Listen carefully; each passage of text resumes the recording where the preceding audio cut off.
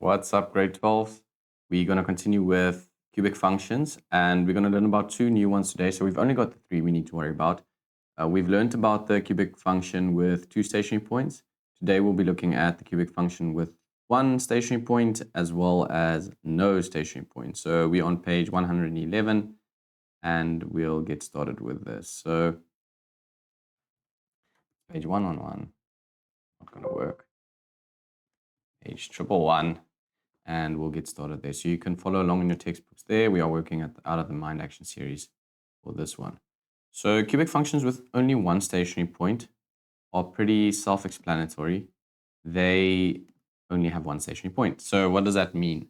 That means when we find our derivative and our first derivative and we make it equal to 0, we should only get one x value. Now, what's going to happen with these cubic functions, what makes them special and why we should be able to distinguish between them and those with two stationary points as well as no stationary points, is the shape that it has. You'll remember with all of the previous ones that we did where we had two stationary points, our general form looked like this. Something like that. Or if it was the other one, so if our a value was negative, it looked like that. And if our a value was positive, it looked like this. So that was the general one. We had two stationary points and we knew exactly how to use that. Now, with this one, our general form will look like almost like a tan graph. Okay, it's either going to look like that or it's going to look like that. And it's got a clear stationary point. In other words, a gradient equal to 0 over here. Gradient equal to 0 over here. So we'll look at this. You can take a guess if you think which one of these will be positive, will have a positive a value, and which one of these will have a negative a value. Remember, this is also determined by the a value. So if your a value is positive over here, this is the general shape you'd expect to get. And if your a value is negative, this is the general shape. This is an ascending one. It's increasing all the way over there. It's equal to 0, but then it increases again. And then over here, it's decreasing, decreasing. All right, so that's what we'll be looking at today. Firstly, so let's look at what they tell us over here. For this first one, they say cubic functions with only one stationary point. We've got the cubic function y is equal to x to the power of 3. It won't always just look like this. We'll have a bunch of other variables as well.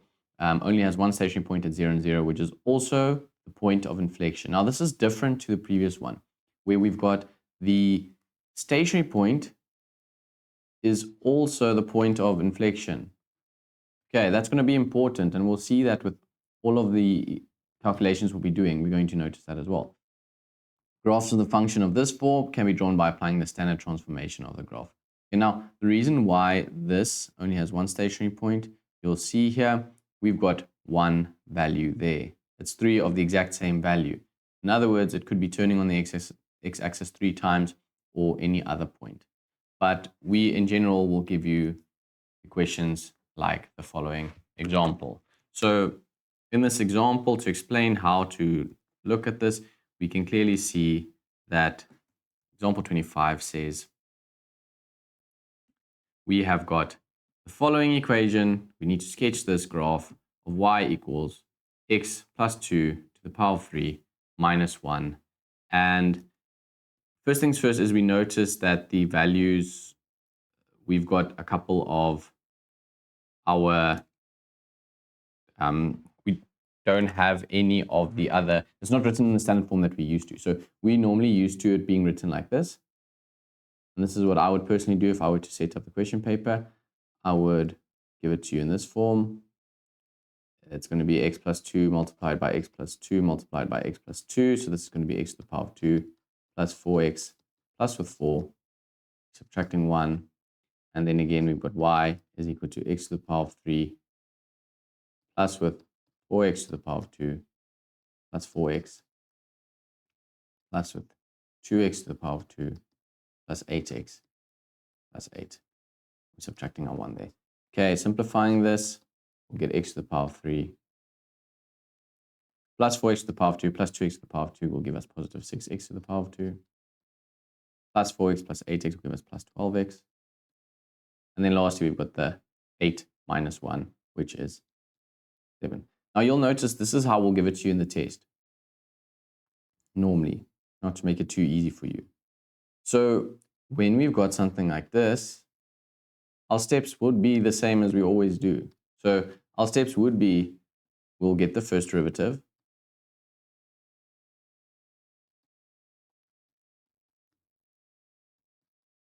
We'll get the second derivative. And then we'll start with our calculations. So exactly the same thing. Now over here, we could notice what type of cubic function it's going to be or what the form of the cubic function is going to be. But let's assume in the exam we've got it like this. So let's just assume they're giving it to us like this. How would we determine it from this information here? Well, we'll do it the exact same way we did it previously. We'll first start with the y-intercept. Our y-intercept would make x equal to 0. If this is 0, and this is 0, and this is 0, all of those will fall away, and we'll be left with 7. So our y-intercept will be 0 and 7. Next up, our x-intercept will make y equal to 0, and if you do that, you're going to get something strange. Now, I'll be using this one over here. Not going to be too strange, but you'll see once you calculate this,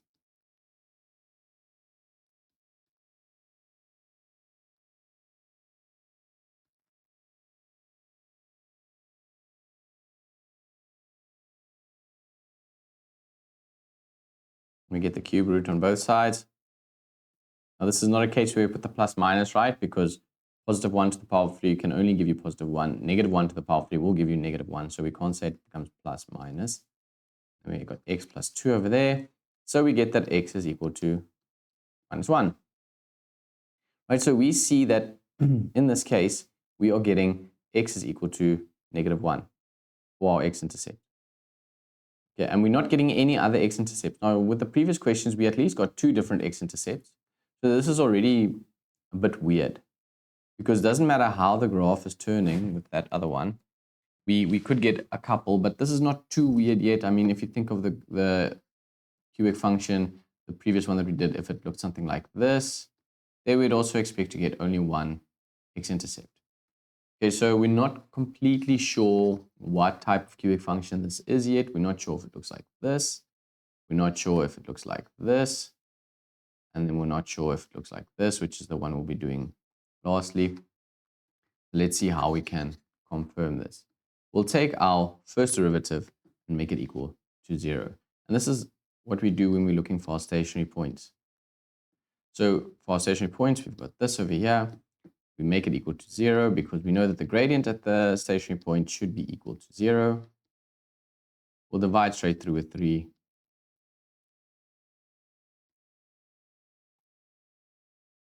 Factorize.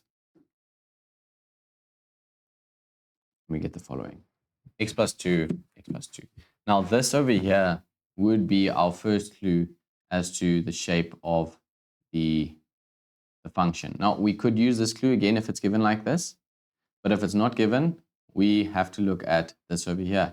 So we see that the stationary point will be at x equal to minus 2 or x equal to minus 2. And then we calculate what the y value would be for the stationary point. We do that by subbing it back into the original equation. And we see when we do that, we get the stationary point is at negative 2. That will become 0, minus 1. So it's at negative 2 and minus 1. Right, now let's look at the final nail in the coffin for this, the point of inflection. In our point of inflection, exact same story. What are we doing? We're taking our second derivative this time, and we are making it equal to 0. So we get that x is equal to minus 2. Very funny. And then obviously, if we're subbing this x value back into the original equation, we should get the exact same y value. So now we've got no other choice. We know the stationary point and the point of inflection is exactly the same. So that means we are only left with this shape. Okay, this is the form that it will take. So now we can get to drawing this function. Now, again, we're looking at our a value. Our a value will be positive. In this case, our a value is plus 1. That means it's going to look something like this. It's going to be increasing from the bottom to the top. Okay. increasing, there it's equal to 0, then it starts increasing again. So that's our stationary point as well as our point of inflection. It's where the graph is changing. Okay, it's not necessarily changing from concave up to concave down in this stage, but this is where we meet our stationary points. Our stationary point and our point of inflection are the same. Okay, so let's draw this function and we get all of the necessary values. 0 and 7, not going to be big enough. Let's draw a proper one. Are we going very negative? Not really, so we don't need too much space over here. We can do something like this and then something like this. Okay, 0 and 7, so there's 1, 2, 3, 4, 5, 6, 7. Over there, x is equal to -1, so it's intersecting. Let's count in twos for this one. So there's -1. Over here, our stationary point is at -2 and -1, so -2 would be over here, and then -1 would be over here, like that. And now we need to draw our function. So we know that the general shape of the function should look something like this. Stationary there, continues up, through there, like that. And this should be how our function with one stationary point looks.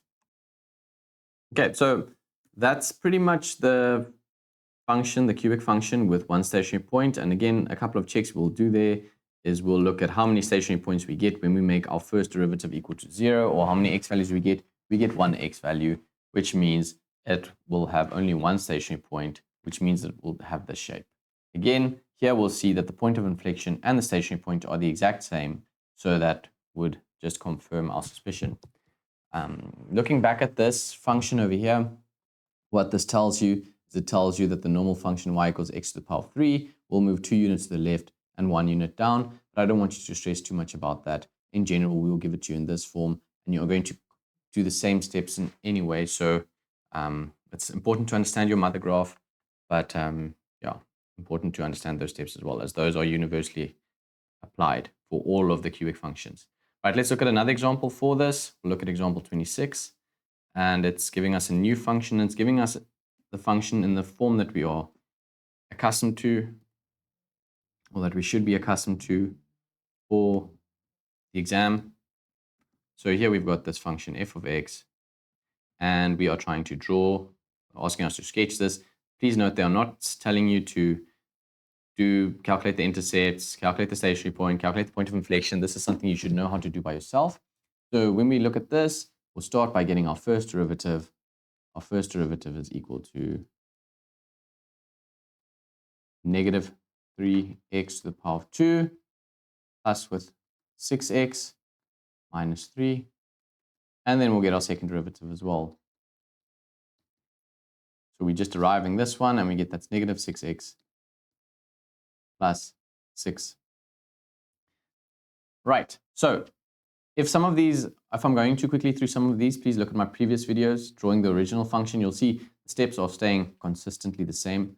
So let's get through this. We start by calculating our y-intercept like we do with all of our functions. From grade 9, when we started drawing our straight line, our linear function, we started getting the x and the y-intercept. Same story here. Okay, so y-intercept, if we make x equal to 0, which is how we calculate our y-intercept, this will become 0, so it will fall away. This will become 0, so that will fall away. This will become 0, and that will fall away, and we'll be left with 9. So we can just tell them, because this would be all of 1 mark, just to get the correct answer, 0 and 9. It will be 1 mark if this is rewritten in standard form. If you have to rewrite it in standard form, we can make that more marks, but it usually won't be too many marks. X-intercept, same story like we've always done, except we'll make f of x equal to 0, the whole thing, that whole thing will become 0, which is representing our y, right? Because we know that's where our x-intercept is 0. So 0 equals this equation. I'm just going to divide straight through with a negative to get it in a standard form, like so. And now what we're going to do is, remember, we're guessing again. So we are guessing what the x values would be. So what I ask you to do in that case is, I know when we are calculating the x values, we're going to be doing this. We're going to have 1 small bracket, 1 big bracket, and then 3 small brackets. And now we are guessing which x values will make this equal to 0. So we start by subbing x equal to 1. So you sub x equal to 1 in here. That's 1 to the power of 3 is 1. Minus 3 times 1. So that will give us minus 2. Plus with 3 times 1. So that will give us 1. 1 minus 9. That's minus 8. Okay, so x equal to 1 didn't work. Next, we'll try x equal to negative 1. We sub that in there, negative 1. Minus 3 times 1. So that's going to be negative 4. Plus with 3 times minus 1. So that's going to be negative 7. That gives us negative 16. So that doesn't work. Then we keep doing this for x equal to 2, x equal to minus 2, x equal to 3, x equal to minus 3, etc., etc., etc., until we get the points that work, that make this equation equal to 0. Now, please note that you've got a calculator. All of you have got the calculator that says mode, table, and then you just type in this equation, and you make your start value negative 5 and your end value 5, and then your step 1, which will calculate the x values for you. You're just going to look at where your function will be equal to 0 in that case. Right, I'll make a separate video on how to do that later, but that should be something we're comfortable with at this stage. Now, if we do this, we find that when we get this, when we try and calculate our x-intercepts, we find that when we substitute x equal to 3, it works. So there, 3 to the power of 3, that's 27, minus 3 times with 9, so that's going to be 27, that will cancel out. 3 times 3 is plus 9, minus 9, that will give us 0. So we see that when x is equal to 3, this works. So we get one of our brackets is x minus 3. Okay, now you'll notice that we've tested negative 3, then 4, then minus 4, then 5, then minus 5, and then we went on and on and on, and we see it's not working. It's not getting to the point where we're actually getting something that works to give us 2 brackets. Right, so what do I recommend we do in this case to avoid wasting unnecessary time to see if this works? Well, firstly, I want you to use your calculator because that's going to save you a bunch of time already. But a habit that I try to get my matrix into when we're doing these functions is we do the y-intercept. If the x-intercept works quite quickly, we continue with that. If we see, yes, it's not working, we've tried our calculator, it's taken us all of maybe 20 seconds to use our calculator, and we see not a lot of x values are working, we're only actually getting 1 in that interval, I recommend we start looking for stationary points. Okay, why do I recommend we do that? If we only get one stationary point, what that's going to tell us is it's going to tell us that we will only have one x-intercept. Right, which means this would only have one solution of x equal to 3. So let's have a look at how we'll do that. We've got 0 is equal to this. Let's divide straight through with a negative 3. Like that. And we see we get only one stationary point, which is x equal to 1.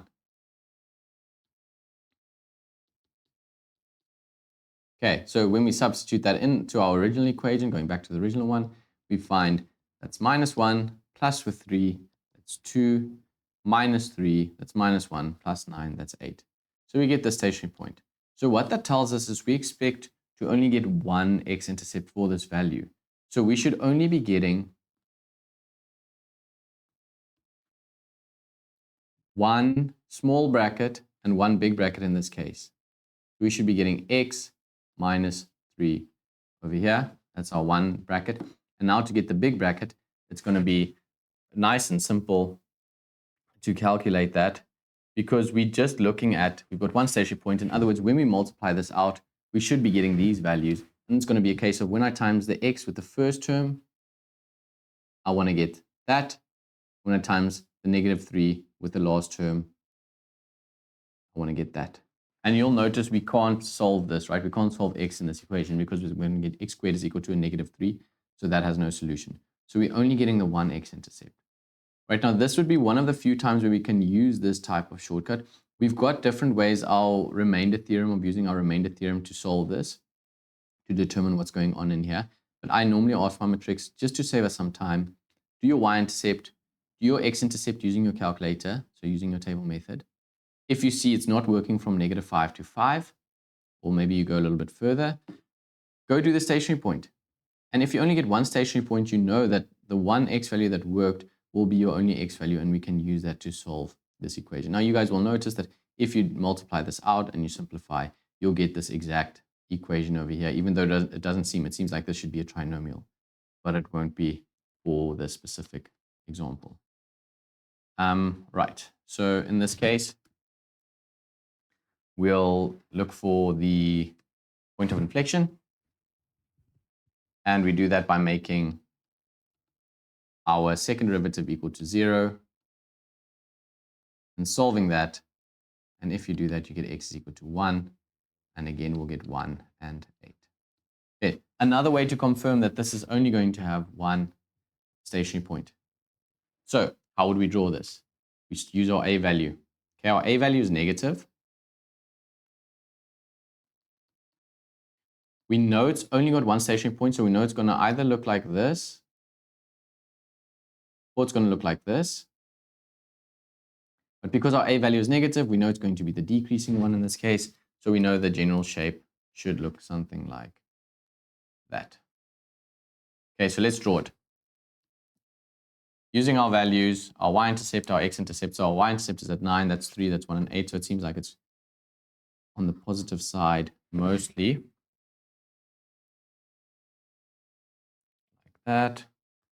1, 2, 3, 4, 5, 6, 7, 8, 9. Okay. Something like that. 1, 2, 3, 4, 5, 6, 7, 8, 9. There's the y-intercept at 9. We get our x-intercept at 3, 1, 2, 3. We get a stationary point at 1 and 8. So here we go. There's 1, there's 8. And again, we get a point of inflection there. So what that means is this function should be coming down. Something like this.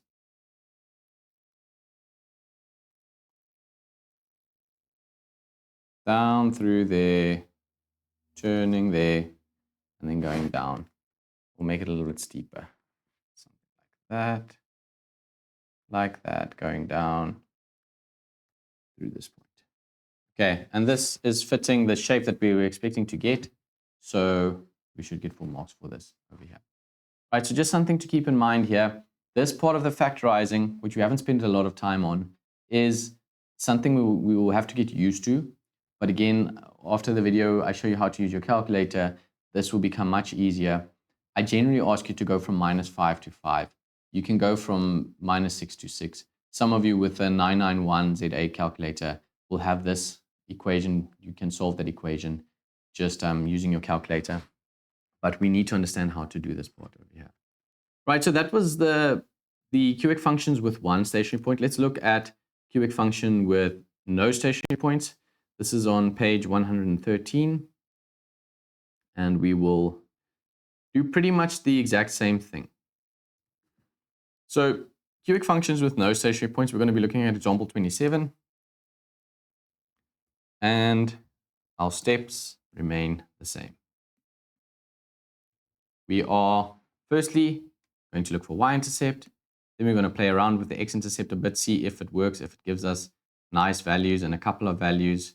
Otherwise, we go straight to our stationary points and point of inflection. Right. Now, for these questions, after a while, my matrics start asking me, can't we just go straight to the stationary point? So start by calculating the stationary point first. And I like that idea a lot. We just want to get into the habit of, if we get stuck in the exam, we've got somewhere we can go to where we've done this before and we've got a certain pattern that we follow every single time. So that's why we've been doing the y-intercept and the x-intercept since grade 9. So that's why we start teaching you the y-intercept, x-intercept first, and then stationary points and point of inflection. But after a while, some of you would be very comfortable in saying, okay, but I know that I'm going to be doing those things in any way, so can't I just start with a stationary point? And you are more than welcome to start with a stationary point. It's a very good way of seeing what type of function we'll be drawing.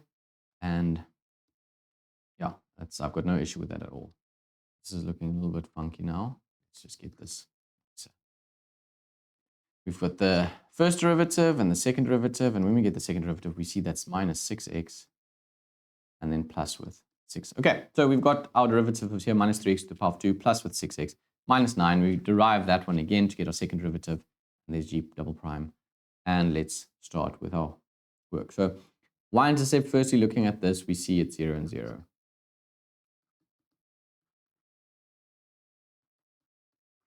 X-intercept, we start by making this equal to 0, our g of x, and we divide straight through with a negative, and we get our x3 plus with minus with 3x to the power of 2 plus with 9x, and we'll take out x as a common factor, like so. X to the power of 2 minus 3x plus with 9. Now here's a trinomial. We can try and factorize this trinomial, but you'll see no factors of 9 that I plus together will give me 3. There's nothing. Factors of 9 are 9 and 1, and 3 and 3. 9 and 1, if I add them together, will give me 10, doesn't work. 3 and 3, if I add them together, will give me 6, doesn't work. So in other words, we cannot factorize this. There's no solution over here for this one. So we get that x is equal to 0. And for this one, we'll see that there is no solution. It's non-real. It's not going to work out. Now, I would recommend, if you're not comfortable with the factorizing part, we're obviously going to be using our quadratic formula. Or again, those of you with the 991 calculator, we'll just plug that into your 991 calculator and we'll tell you there's no, it's imaginary. But we'll use this for those of us that are not sure. And then we see, okay, we're only getting one x-intercept. So now I'm thinking it's still open to any one of the three options. It could still have two stationary points, it could still have one stationary point, or it could have no stationary point. So let's get to what type of function this would be. So let's calculate the stationary points. And we do this by making our derivative equal to 0, our first derivative. Let's divide straight through with a negative 3 there because we've got 0 on this side. And we'll get x squared minus 2x plus with 3. And now we see when we try and factorize this, it can't factorize. We've got no factors of 3 that we can plus to get 2. We've got factors of 3 that we can minus to get 2, but that's how they're going to try and catch you out in the exam. We need to understand our factorizing for this. If you are not sure, use your quadratic formula again, or use the calculator that you have. But there's no solution for this one. You can't solve, well, there's no real solution for this one. Okay, so we can't solve this.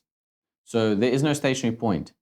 Now, once we've got to that stage and we look for our point of inflection, you're going to see something strange happens. Our point of inflection, we make it equal to 0. The second derivative, right? Minus 6x plus with 6. And we'll solve x, and we'll get that x is equal to 1.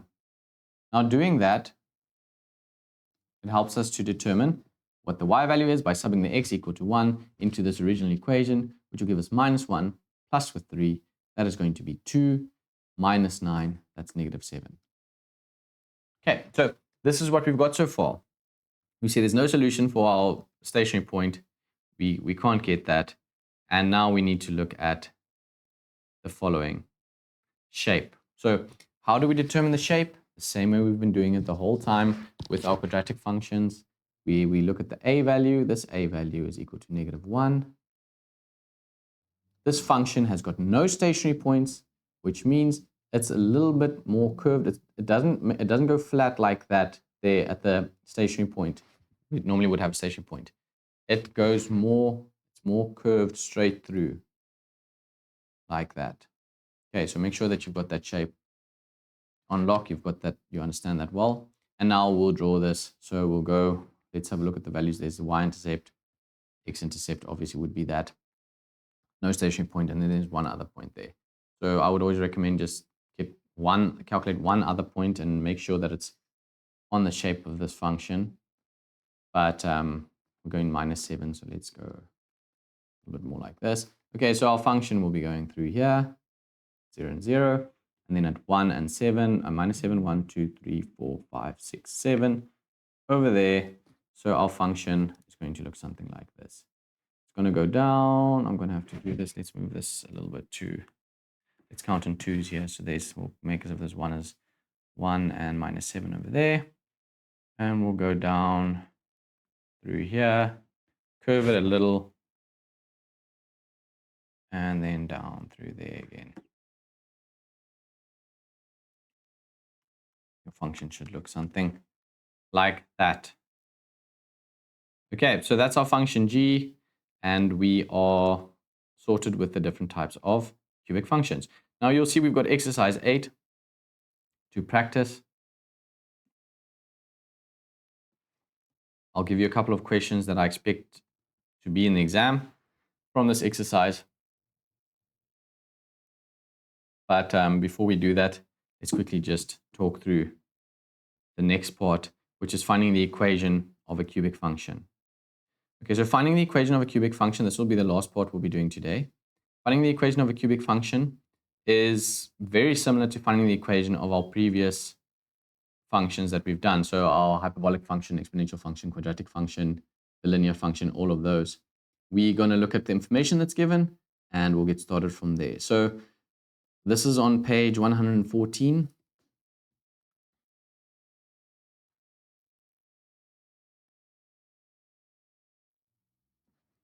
And we'll look at the following. Finding the equation of a cubic function. If we've got the x-intercept of this cubic function, then it's pretty simple to solve it. We use our stock standard equation for this, which is our y equals a multiplied with x minus the root 1, x minus the root 2, x minus the root 3. Those are the roots. Those three. Those are your roots. So you just sub in those values exactly as they are. Please note that if this is minus 1, it will become minus 1, and that will become plus 1. All right? Just make sure that you've got your signs there. I see some of the books will make this a positive x plus the root, x plus the root, x plus the root. It doesn't really matter as long as you understand that the signs have to be opposite. So if this is minus 1, that means inside that bracket it has to be plus 1. Okay, but this is the formula that we've got. Now you'll notice that this looks familiar. It looks a lot like the root formula that we did for our quadratic function, right? This will also look familiar like this. Okay, that could be your root function again using plus. Some of the textbooks do that. It doesn't really matter as long as you understand that minus 1 will change this to x plus 1, and yeah, all of the signs will always be opposite because that's what our shifting is doing on the x-axis. All right, so that would be the first one. If you've got your x-intercept, you should be super happy and start immediately with this equation. If the x-intercepts of a cubic function are x1, x2, and x3, then the equation of the function is given by the following. To calculate a, we'll just sub in another point on this function and we'll solve a, and then we'll be golden. Right. Now in this case, if one of the x-intercepts is also a turning point, this x-intercept can be used twice. Right, please notice that we've already spoken about this at length, where if the x value repeats, what that means is it means we've actually got 2 of that x value there. And this is the case over here where we were repeating that. So they do this over here. You are more than welcome to use this equation still and just write the same value twice. As long as you understand that because this is turning on the x-axis, that means we're going to have 2 of the exact same x value. That's super important. And then there's the other one. Okay, so those would be the basic ones that we get. And then lastly, looking at our cubic function that looks like this, that we just spoke about previously, where if a cubic function has a stationary point of inflection, so in other words, the stationary point and the point of inflection are the exact same, so it's got a stationary point of inflection, what we call it, then we would rather use this equation over here, because you'll notice we don't have enough roots to use the root equation. So we'll use this one over here, which is just how it shifted to get to this point. In other words, if we've got the stationary point of inflection, this value over here, this would be how it started. We're going to have 3 of the same x-intercept is basically what they're talking about there. And we'll just ask if this is 2 and 1, we'll just change our p-value to -2, and then the q value is +1. That stays the same. If it's +1, then it stays +1. If it's -1, it stays +1. This one has to have the opposite sign, right? And we'll do the rest. But let's look at the examples. It's always easier to explain what's going on with these examples, and then we'll be done for the day. So example 28, we've got the following functions. On page 115, I'll copy paste it now. So example 28 says that we've got determine the equation of each of the following cubic functions in this form. And yeah, let's have a look at what we've got here. For the first one, we've got a bunch of roots there. One, another one, another one. And we've got 3 separate values. None of them are repeating. So all we're going to do is we're going to go, they haven't named the specific function, so we'll just name it y. We're busy with question A at the moment. So y is equal to a, and we'll do our substitution with the roots. This is a -1, which means we know it has to be +1 in the bracket. This is a +2, which we know it has to be -2 in the bracket. And then lastly, we've got +3, which means it has to be -3 there. Now, what I see some of my matrics do is I see them multiply this out, okay, before they're solving A. We're going to be doing that at a later stage, but it's not necessary for you to do that. It's much easier to just do your substitution, to sub in a point in this form over here. So the point we're using is 1 and 12, like that. We'll sub that in there. In the y's place, we're putting 12. And in x's place, we are putting 1.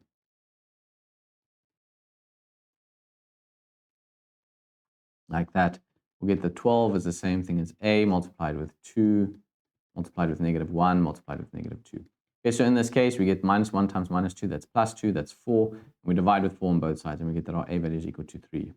I'm very happy with the a value because I see that this function over here is smiling at the end, so I expect it to get a positive a value. So it's a smiley at the end. So now we can sub this back into our equation and say that y is equal to 3, x plus 1, x minus 2, x minus 3. And now we do the product of all of that. I strongly recommend you'll keep the first one over here, x plus 1, and then just do the product of these two, x to the power of 2 minus 5x plus with 6. We'll do the product of this one, x to the power of 3 minus 5x to the power of 2 plus with 6x plus x to the power of 2 minus 5x plus with 6. Simplify that to get x3 minus 5x plus, that's minus 4, plus 6x minus 5x is plus x, and then plus 6. Like so. Multiply the 3 in and get 3x cubed minus 4x squared. Eyeball would be 12, eh? 12x squared plus 3x plus with 18. Okay, so this is what we've got in this case. We're multiplying the 3 in with all of them. I know I don't have to explain distribution to any of you. It's going to all of them. All 4 terms on the inside. Right, and that's our final answer for that example. Lastly, example B, before we finish for the day. Over here, we've got this function over here. I'm expecting to get a negative a value. Let's see if that works. But again, what's catching my attention immediately is this over here. It's turning on this value, which means that value is repeating. Okay, it's not going to be a case of we just write down x plus 2 and x minus 1. We have to write down that value twice. Right, so the equation we'll be using is x minus x1 to the power of 2, and then x minus x2. Okay, so we know that the signs are going to be opposites, so it's going to be x. This is in -2, so that means in here it's going to be a +2. And then over here, that's a +1, so it's going to be -1 in there. Right, to calculate the a value, let us sub another point. I recommend this. Just doing it in this formula, you're more than welcome to get the product if you want. We do that and we sub y is equal to 4, x is equal to -3, and then x is equal to -3. So we get 4 is a, this is going to be -3 plus with 2, that's -1 to the power of 2 becomes +1. -3 minus 1 is -4. We'll divide on both sides and we'll get that a is equal to -1. We are very happy with this value because we expect it to get a negative value because it's frowning at the end. It's going down, concave down over there. So we'll look at how to get the equation now. We'll sub this back into the original like so. We'll get the products.